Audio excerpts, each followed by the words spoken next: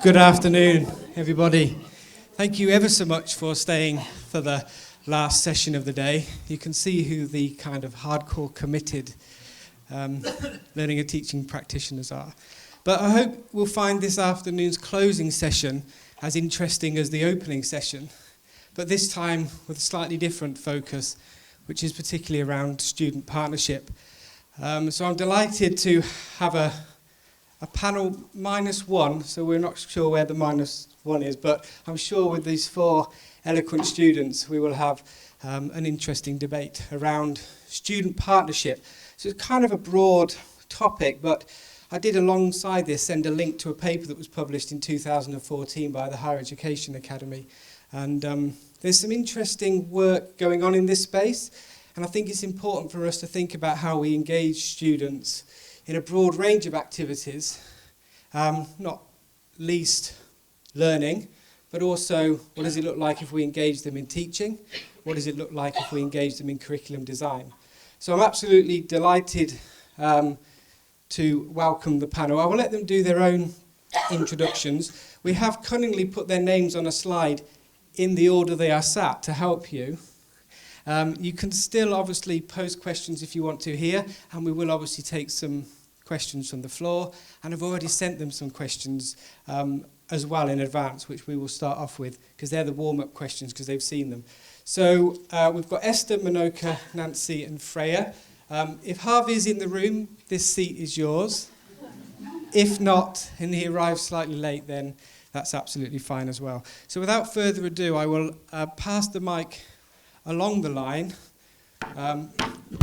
We'll share one between 2 for now, which seems sensible, and I'll allow them just to do quick introductions. I've asked them to introduce themselves and say how they have partnered as a student with the university. So I said, it seems logical. Oh yeah, of course I wanted to start. Thank you, Simon. Of course, some of you might have recognised me. I work at the Guild as the current Vice President. And the Guild does a lot of work with students, with the university. One of the things I should definitely highlight is the course representative system.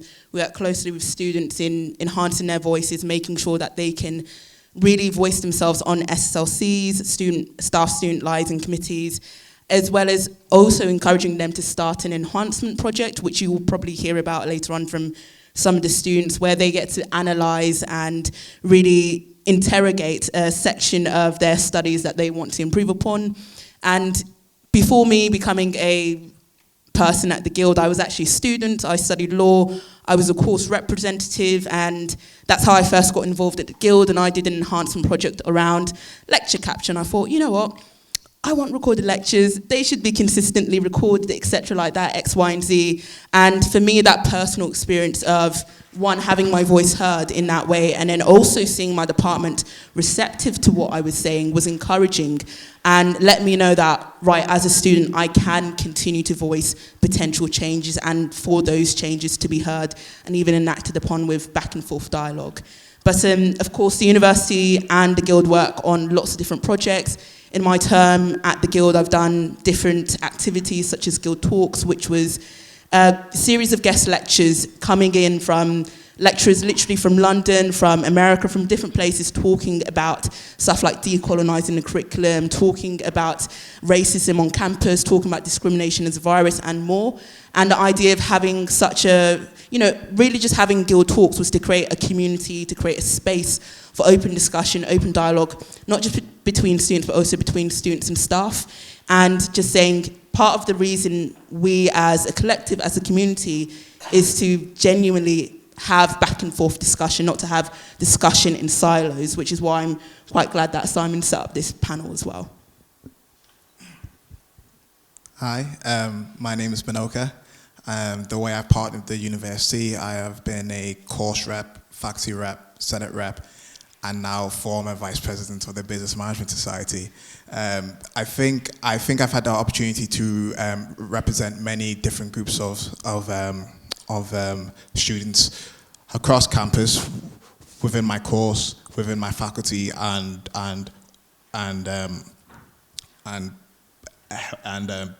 basically help Esther with all of her Guild stuff.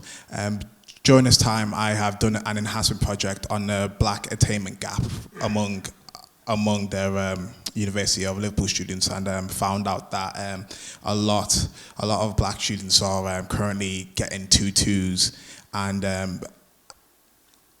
I just trying to find like solutions on how we can make the curriculum more how can I say beneficial to them, to ensure that more black students are getting into university and hopefully finishing with first and 2-1s by the end of the end of their studies, and hopefully I can continue to work with the university before I graduate.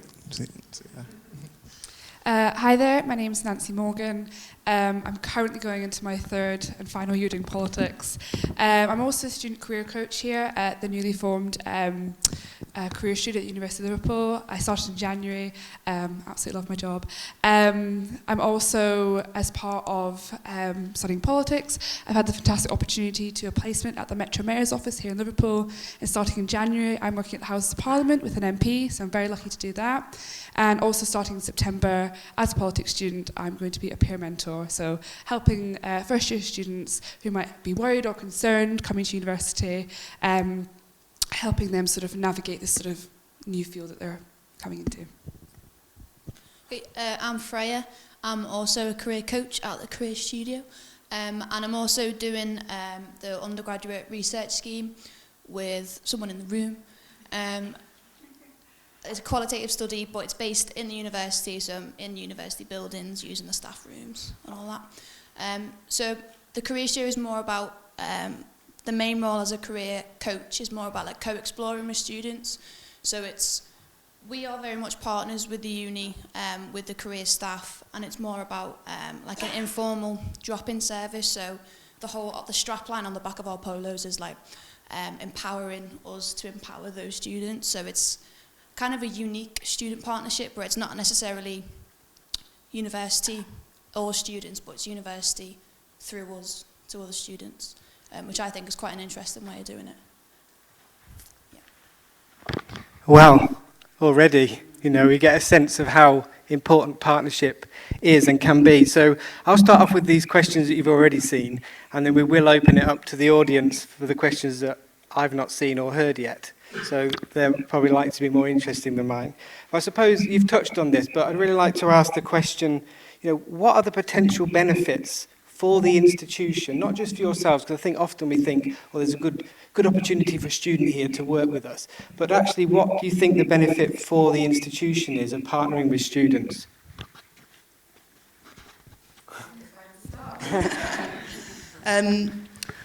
I think on both levels, when the institution partners with students and really, in one sense, views students as partners rather than just consumers in an education system, you attract individuals who want to take an onus out of their own learning. I know from personal experience and from talking with other students, when they look at their curriculums, they will think, oh wow, does that reflect me X, Y, and Z? So if you give students that opportunity, not even give them the opportunity, if you say, yes, we want to partner with you, but not just a tick box exercise, not just saying, oh, because it's the trend in higher education. Just to really say, students, we value your voice, we understand that this is your education, and let them shape it in a way that it reflects them, then certainly you will have students who are much more engaged in their studies, who are much more willing to voice their views, regardless of if it's in line with the mainstream or their academic or who's teaching them. And you'll find that students aren't there just to get a degree, aren't there just to get a 2-1 or first, but are there to truly learn and to further their own knowledge. And I think nowadays, when it comes to university, lots of students, and the way it's been framed is, students come to university, yes, to get a degree. That's just a necessity for a lot of people, but we forget that students want to learn, that we want to grow, what we know and our knowledge. And if you allow students to be partners of that knowledge and to also be gatekeepers of their own education, then certainly you'll find that you're not just building or creating students who can get a fantastic degree, but you truly are creating future leaders. I think as well, like just adding to that, I think that in the modules and courses that I've done where I've been allowed to partner with the university and redevelop, I know we'll speak a little bit later about like designing the curriculum, but just touching on it briefly, I had the opportunity to do a module in film, even though I'm a politics student. I did a module in film about like political censorship, which was incredibly interesting. I remember looking at the essay questions going, this really isn't something that I know I can write about. I'm not really sure because I hadn't studied film before. So I went to speak to the module leader. We sat together, had a meeting for about half an hour. We designed a question that we knew could fit my sort of policy outlook on things, and just that little bit of, you know, me being able to partner with somebody at that level, and it wasn't someone going, you have to do this, and this is a question that you have to, you know, complete by this deadline. It was a question of going, right, let's work this out together. What strengths can I take from you? What can I learn from this? And I did better on that question than I did in a lot of my other modules, because I was allowed to design my own reading list. I was allowed to design how I wrote the essay, what sources I like pulled from. So I like completely agree. It's not just about, you know, what we can benefit from it. It is also you're creating better students. As an institution, you're getting better students if they can take control of their own course. I think I would probably say if you guys partner with us, you'll probably see a higher percentage of engagement regarding modules. I think I've noticed over the last 2 years, I have done much better on the modules that like the lecturer tries to incorporate new different learning techniques to fit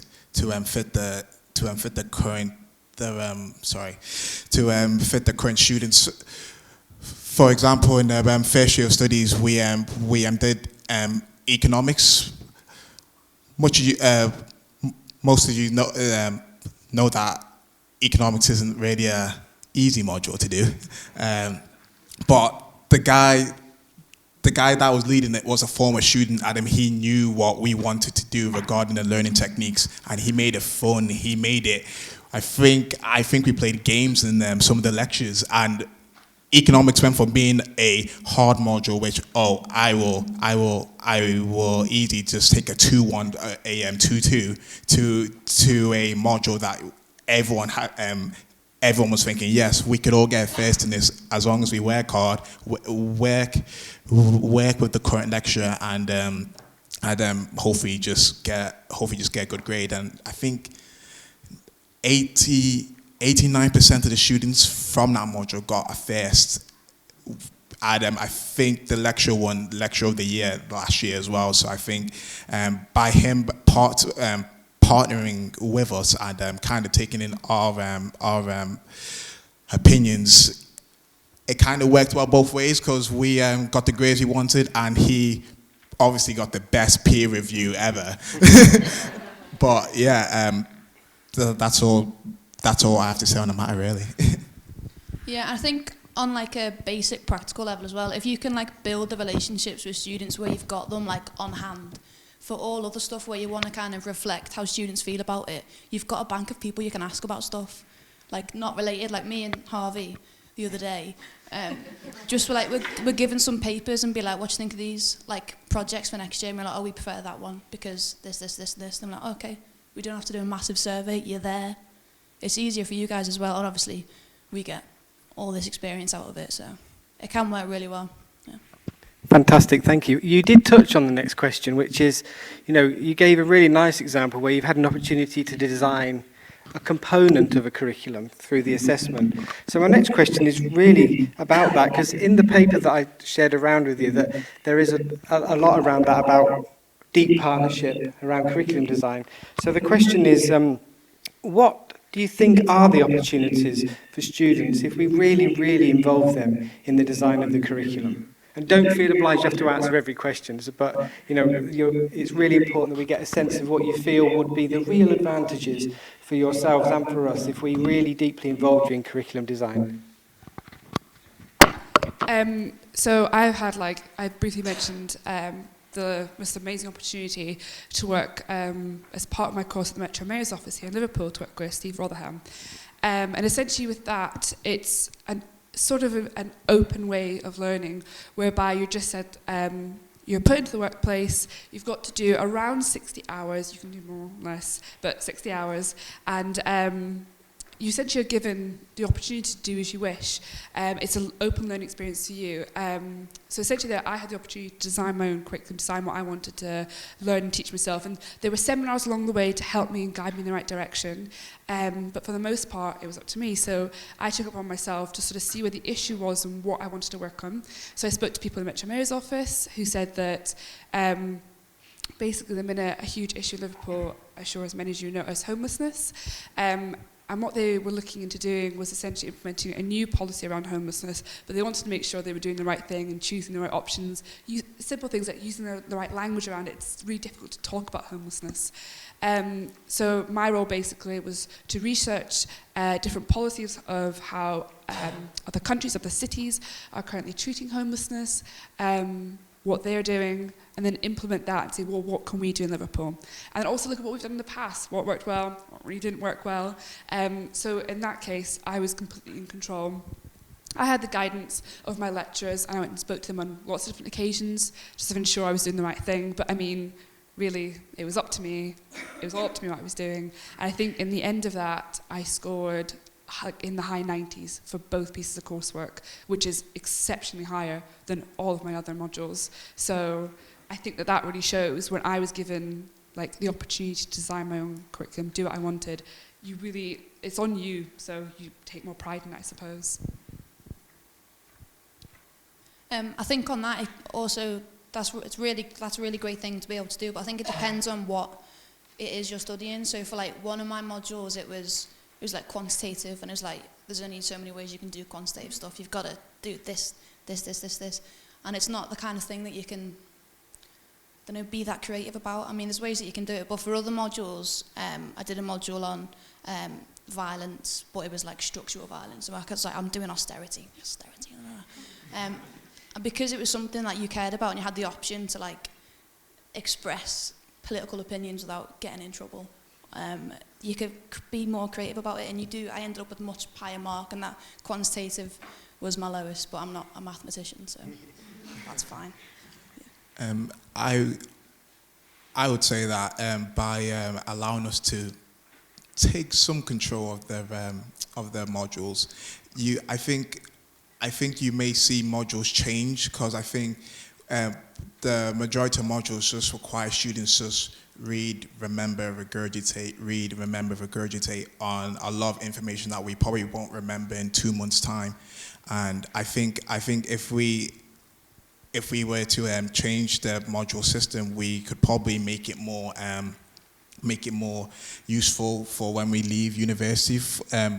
I think, for example, in first semester we did a debate module, which was very useful for business students to get some confidence of talking to a large audience of people, which will be very useful for when we leave, and also when we go on to do placements and we have to work for other companies in the future.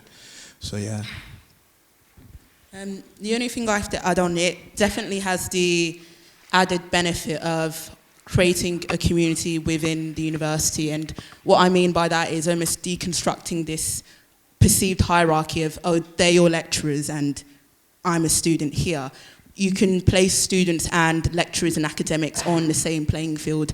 And it means definitely you will get, as already alluded to, stronger engagement from students. But what I've observed from other institutions, particularly smaller institutions, is they are able to connect more with their students because they are naturally small in nature. But when you find that you have classes of 300, 600, etc. like that, it becomes more of a need to really reach out to those students, and giving students the opportunity to co-design with you will definitely help with that and allow students to be like, okay, great, I can go into so-and-so's office, I can ask them about this without seeming like, oh, I don't really know them, they're just on a stage there, I've never spoken to them before in my life. So it will certainly help in building that community, which is definitely important for the university. And in terms of the curriculum as a topic, as already said, yes, stronger engagement from students.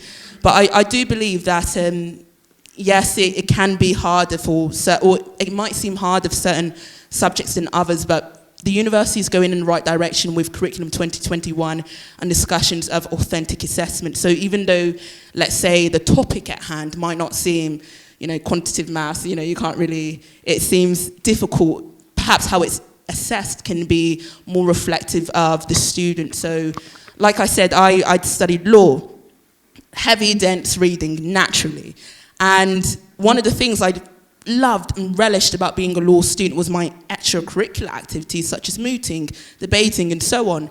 And what our lecturers notice is, okay, guys, you take those extracurricular activities because they give you the opportunity to further learn and understand that topic. So let me just incorporate it in my assessment.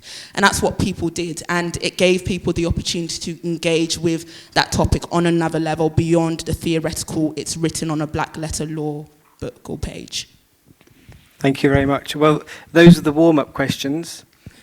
So now I'm going to take my possibly smallest microphone in the world and hand it around the auditorium for anybody that has a question. Even if you've submitted it via Padlet, feel free to put your hand up. What I'll do is I'll leave this slide up so you can see the names in case you wish to actually direct your question to a particular panel member. But does anybody have a question that they would like to ask our student panel around partnership? And as typical, it's at the back, so excuse me. Sorry, yeah. Thanks very much for that overview. Could you highlight collectively 3 things that you've learnt from working with academics? In partnership, you sort of see their side of their world, the pressures they're dealing with, as well as sort of the opportunities enhancing your learning experience. So you must have obtained the reality of, let's say, the other side of the fence. I agree it's not a hierarchy and you're working together, but could you explain what you've gained from the partnership process by seeing what academics do so that you can sort of articulate their perceptions on things and what pressures they're also dealing with? Because as well as all the sort of opportunities to change, there's our pressures that everyone's engaging with, and it's useful to be aware of that, to sort of make your ideas come forward with reality, because you must be able to put forward ideas, which is great what you have, but you must have to also deal with making sure your ideas you're not too precious about them, or I deal with disappointment all the time, your ideas may not go forward. So could you talk about how you see things from an academic point of view and how you deal with the reality of implementation of all the ideas that you're putting forward, please? I think just by having like a brief experience in a department like with academics, you don't really see as a student the amount of other stuff that they have to do, because as far as all that you see academics really are office hours, lectures and seminars. You don't realise that they've got their own, like they have to publish their own research, they have to do all this, they have to be members of these different committees and that. So I think from your point of view as well, if you make students aware of all this stuff, it's less like high school where you think teachers live in the school, they've got no lives, they've got no other pressures, they should be better at what they do. It's more if you can engage them and just let them know, like, if you want to be an academic, this is what you have to do. Be realistic about it, and I think you'll get a better, I don't want to say the word respect, because everyone respects lecturers, but you'd get a better understanding of what you're doing. And I think that'll reflect on all your feedback, all your everything. Yeah, just like essentially like adding to that is basically like, I think there is a huge difference when you do make that transition from secondary school up to university, and it's one thing that I really just didn't realise at all, because I've not got many contact hours. So I was in university this year 8 hours a week, about that much. So when I would see my lecturers, it would be 1 hour standing on a stage like this, or it would then be a PhD student doing my seminars. So genuinely, until I became, a careers coach, I had no idea what lecturers were doing, And I remember thinking to myself, I can't go speak to my lecturer. They must be pretty busy doing all these different things. And it's only when we took a step back, I realised, they are incredibly busy. There's lots of stuff going on, as you mentioned, incredible sort of research, on top of us bugging us about employability skills all the time. So I think that realising that it's through the partnership with students, we do get a better understanding of all the things that they have to contend with, alongside lecturing us 1 hour a week, So yeah, definitely. I think that students also have to recognise the limitations of lecturers. the fact that you guys only get given 2 hours once a week to teach like 4 different units, and obviously that's a lot of stress on you guys. And as my colleague said, there's a lot of responsibilities that you guys have to take on, such as being part of different committees, doing your own research, and plus you guys have your own families as well. But I think from a student's perspective, we just have to remember that you guys are human. You guys aren't Superman. At the end of the day, we have to work together and hopefully get a great result from that, I guess. Yeah, just to add on, in terms of what I've learnt in my current role and from a student kind of perspective on attempts to work with lecturers is, yes, there are other commitments in mind. However, I think sometimes what I've learned, the biggest thing is that there is a difference in perspectives, there's a difference in motivations, and there's a need to bridge the 2 gaps. So I do agree sometimes lecturers come from a different position, they have different concerns, different motivations sometimes, and likewise from the student vantage they will. Which means that there's often an importance to firstly start the conversation so that those gaps can be breached. Sometimes I encounter situations where, let's say for example, a new thing's being proposed and there's a presumption or an assumption that A, B, and C students won't or will like it, and then you kind of trying to figure out, well, where did this kind of assumption or presumption come from, and it's not entirely based on current experience. It's perhaps experience that occurred maybe 2, 10, 3, 5 years ago, etc. And the one thing that I would have to say is, unless we regularly have these conversations, we won't realise sometimes when the student body has moved on in their perceptions of a certain option being proposed. So there are different motivations, there are different advantages, but it's important to always have those conversations as an ongoing thing rather than a tick box mechanism, so that we can always be in step and in tune with the student body and come to a compromise that will suit everyone as well. Because at the end of the day, goals are very similar. We want to produce fantastic students, and that can only be done when we have a conversation with everyone rather than a one-sided or perceived conversation with another person. Yeah, I just add on to that as well in terms of like representing students. When you're trying to get the opinion of students, you have to kind of, the pool that you have, we have this all the time in the career services, that us as career coaches, although we're students, we're the most proactive students because we're already there, we're working. It's how you engage the people that aren't already asking the questions, and I don't really know how you do that, but I think it does need to go beyond, we'll ask these 4 because they'll answer us. You have to try and work out how you get to the people that aren't even checking at their emails. Yeah. Great, thank you. See, I told you my questions were easy. I saw Chris had a hand up and James as well. Thank you. Thanks very much. Really great conversation. I'm jotting everything down. It just came up in the last answer, really. This is a question about student enhancement projects. So we have these, and we've had some excellent work that's led to great change in the way we deliver our modules and programs. But these are limited to student reps who are encouraged to work on them, and even then a relatively small number of student reps actually complete this formal kind of work. So, and as we know, as you've just mentioned, reps are special people and they're already highly engaged. So my question is, how do we harness the experiences and energies of a broader range of people, of students? What is getting in the way? What are the obstacles, and what should we do about that? Sorry, tricky one. I warned you. My questions were literally warm-up questions.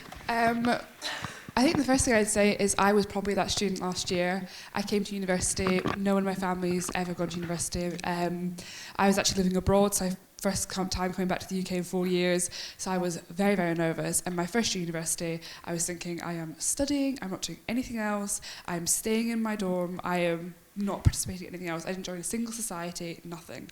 I was just so nervous. I didn't know what to do. And also, as I mentioned before, to me, university, like, professors were so scary and they were so out of reach from everything. And it was, you know, so daunting, you know. And I think that the biggest step for me was actually becoming a career coach was like the first thing I've really engaged with the university directly, other than academically. And I saw a tweet that they put out on their Twitter, and that's it. That's how the story started. And that's why I'm sitting here today. And I think that a big thing that helped there is, you know, you've got to think about where students are and what they're doing. And I know we say it all the time and you hear it all the time, but students are on social media. It's a very, very big way of how we all communicate. And if I wasn't on Twitter that one day, and I was the very last day to apply for this job, and I applied for it like at midnight almost, like submitted it. That's where we are. We are online. That's how we communicate. And I think as well, is like generally it's along with sort of finding where the students are, finding how we all communicate, it's also looking at making sure that students know they can communicate and partner with the university. So like I said, I didn't know I could get a job at university. I didn't know I could talk to academics. I didn't know I could speak to people about my learning. And it's only through, you know, understanding that that is a possibility that I've started to do it. So I think that's a big thing, is just letting students know and sort of bridging that gap that we talked about earlier, that there is that possibility to like open communication. I think that's it. Yeah, I think as well it kind of all starts in the lecture theatre, because although students, they may not all automatically follow everyone's Twitter. Most people, 95% of students go to their first lecture, depending on the day of the week. And what events are for. So I think if you create that culture at the beginning, show them this is if you want to connect with the uni, do all these other things, and then as the year goes on, something will crop up that they want to do. Whereas if they get to like the end of first year and don't realise that there's ways that you can communicate with the uni, and it's one of this kind of like not like a cool hip guys, but like a kind of a welcoming environment where it is a two-way conversation rather than, because my course can sometimes feel quite passive, like you read these things, you go to this lecture until it comes to assessments. So I think it's more about, if you create it firstly in the lecture, then it all kind of expands from there, because that's where all the students are in first instance. I would say the first thing that the first way to like tackle this issue is just by starting the conversation.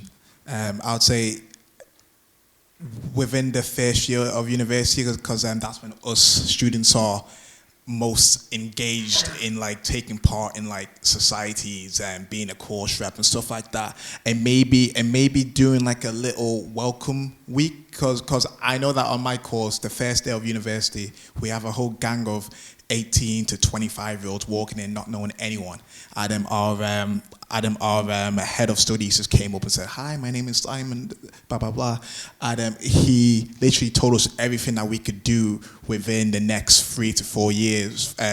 He even got like course reps to come up and talk about their experiences. He even got like the committees of their societies to like come in and say, "Oh, this is fun, blah, blah, blah," and stuff like that. And also, I think we have to use social media, because we have a group chat filled with 280 students, and there's a lot of complaints within that group chat. And I remember a local student messaged me on New Year's Eve of all the days about his issues about being a local student, the fact that he feels lonely, and there's a lot of local students across campus that feels like that. And at the end of the day, we had a talk about it. We got in touch with a lot of other locals and like asked them how do they feel. Do you feel, because like a lot of home students, including myself, feel like outsiders within our own city, which is quite weird, and it's quite a weird experience. And I think we just have to start a conversation to kind of get something done about it. For example, I think next year there's going to be like a little local commute or like Scout society to ensure that Scousers and commute students feel like they're part of a community, because obviously we don't get that same experience of staying in Crown Place, Carnatic, and making friends through there. We could only make friends through like lectures and stuff like that, and at the end of the day, no one's really making friends in lectures, are they? But yeah, it's just at the end of the day, it's just trying to like start a conversation and try to get something done about it, rather than just letting it go on for the next 5 to 10 years, really. The only thing I suppose I want to add on is, and you kind of touched on it a little bit already, it's important to sometimes proactively place yourselves in locations that students will be. And I suppose what I mean by that is sometimes students, whether they're societies or your department, will put on actual extracurricular events that it might seem a pain to go to at first because you need to clock off, but it gives students that opportunity to really break down the barriers and see you as an individual rather than as a lecturer with a title, Professor so-and-so.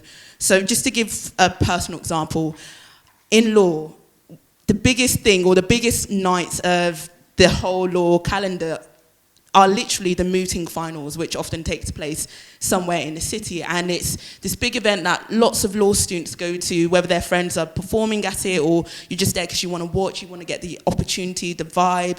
And naturally, we see a lot of our lecturers, people we've not seen before perhaps, lecturers that might teach us next year, etc. And then it turns out to be a networking event. And it's fantastic because you are talking to individuals not on a university campus, not with them having their lanyards on, and you already have something to talk about. Oh, what did you think of his point of law, etc.? Should he have gotten that? Should he have so-and-so have won? And it's those type of opportunities where you can genuinely build a relationship with students and make it easier next time they want to contact you. Another just quick example, one initiative that I started this year in my role as Vice President was Guild Talks. So again, it's a series of guest lectures where and bear in mind, these were free guest lectures, open to the public, open to students, and we had high student engagement because of the topics that we're talking about, but also we had lots of academics come, and naturally people would stay after, they'd speak after, there was a Q&A, and it was wonderful to see academics like Emel Grani, like Harriet Gray, and so just engage in that, again, extracurricular activity where students were also present and were hearing the views of their lecturers and their academics and thinking, wow, that's really interesting. Wow, I want to talk to so-and-so about that after, and wow, and forging connections on that genuine human level on the basis that you share a common interest. So yeah, placing yourself in opportunities where students will be, and also not to, let me phrase this. So I think one system that we're currently underutilising that we could certainly as a university use better is our academic advisor system. And I know currently there are conversations going on improving this, and most lecturers or most academics, from what I believe, will be academic advisors to someone.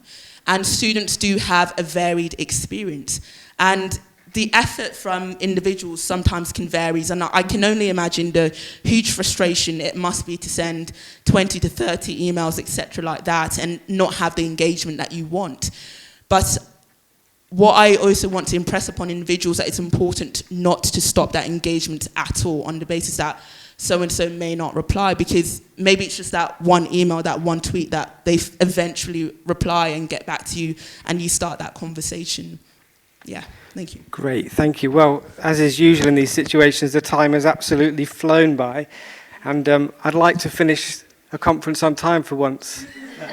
And I think we're just about to do that. So I appreciate we've not gone through all the questions that have been posted. What I'll ask the panel to do is I'll send them the questions that are on the Padlet, ask them to respond on the Padlet, and then we'll share their responses back to everybody. But absolutely, a round of applause. Thank you very much.